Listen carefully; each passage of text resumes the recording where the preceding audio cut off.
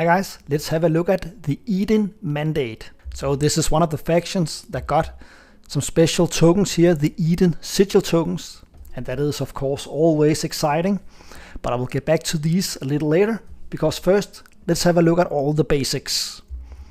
So if we start with the starting units, then they start with a carrier, 2 destroyers, 4 fighters, 3 infantry, a space dock and a PDS. And with these units we can only gain control of planets in a single system. So one of the problems we need to solve in round 1 is to get an extra ship out with capacity so that we can gain control of planets in more than one system. And if we take a closer look at the home system here, then we can see it contains 3 planets. It got Edyn with 3 resources and 3 influence on it, which is quite good because it gives the flexibility of whether using the resources or the influence. But we also got Echo and Oki with 0 resources on them and 1 influence on each of them. Of course, this almost gives us 1 extra command token whenever leadership is played, but it is also 2 extra planets we need to defend in case someone tries to take our home system. So without having played this faction at all, I will assume it's a fairly strong faction, since we need to have 3 planets to defend in our home system. Let's continue with the starting technologies, and that is quite interesting.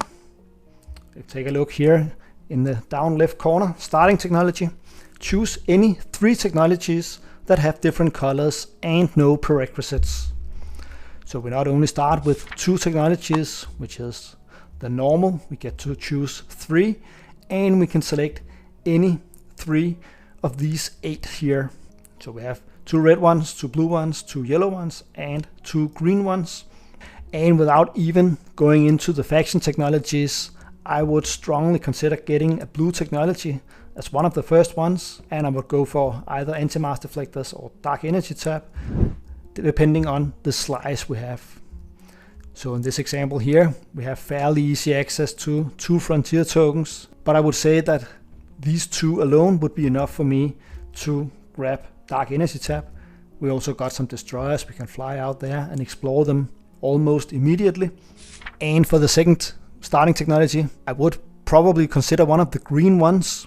I know AI development algorithm is always a good technology if you want to get some unit upgrades, but this faction doesn't really have any special units. So I would probably go for one of the green ones, simply because the Unity algorithm faction technology is pretty interesting. It says, once per agenda phase, after an agenda is revealed, you may predict aloud an outcome of that agenda.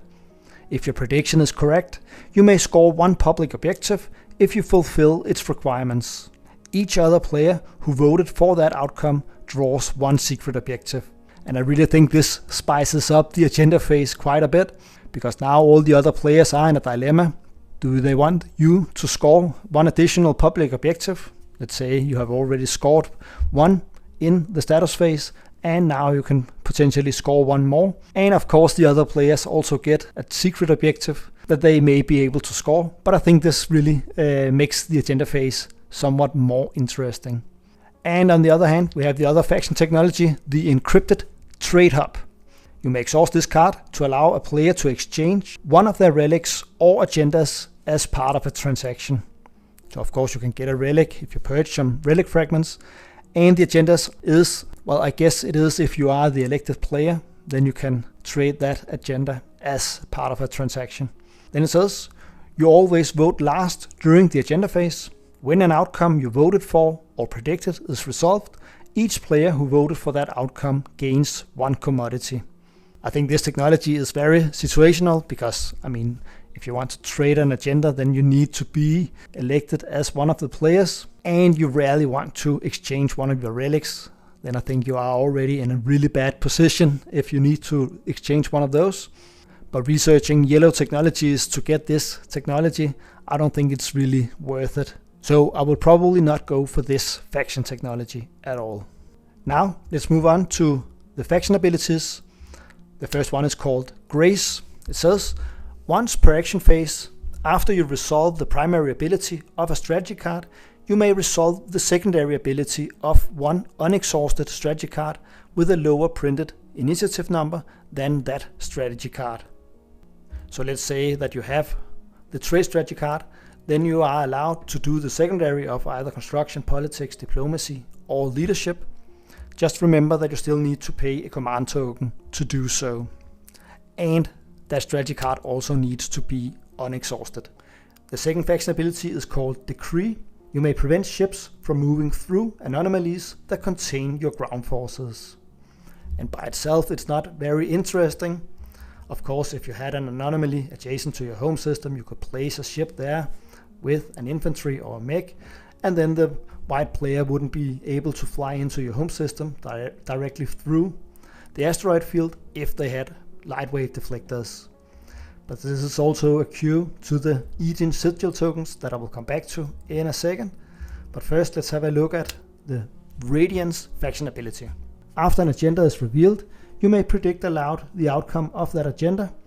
If your prediction is correct, place one command token from another player's reinforcements in a sigil. So how do you get these sigils out on the game board? Let's have a look at the mechs. It's the Rune Bearer. It says, this system is a sigil. Place an Edyn sigil token beneath this unit as a reminder. Game effects cannot prevent you from using this ability. So whenever you produce a mech, then you can also place one of the sigils here.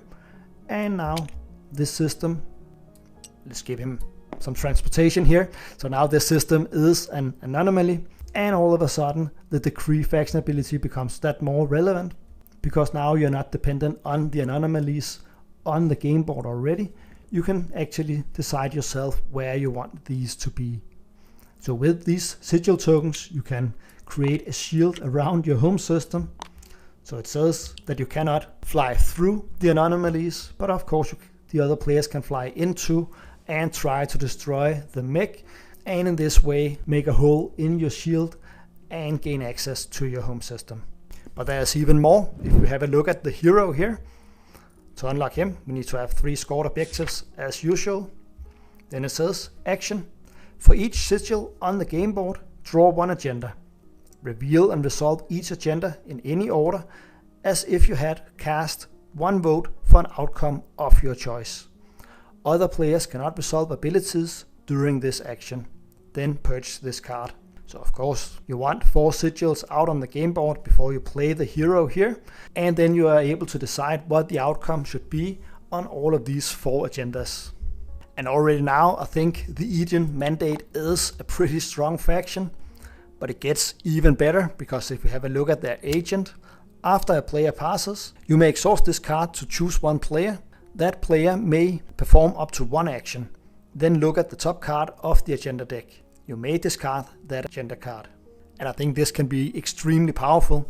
So let's say that you, as the Edyn mandate, passes fairly early in a game round. Something happens after you have passed. Maybe you get some extra resources or some extra tokens because leadership has been played.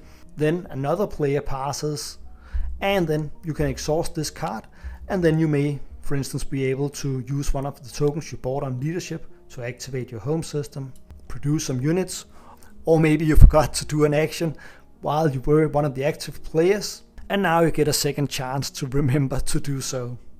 But of course, all good comes to an end, and I think the commander is really uninteresting. To unlock him, we need to have 1 or more laws in play. Of course, you can use the hero to get a law in play if there isn't already. And when there is, it says, when any game effect would allow you to score a public objective, you may instead draw 1 secret objective. Of course, it's always good to be able to get more secret objectives, but I'm not sure why you would not score a public objective and get a secret objective instead. For instance, if we are in the status phase and it's your turn to score one of the public objectives, I'm not sure why you would not score that public objective to get 1 secret objective instead.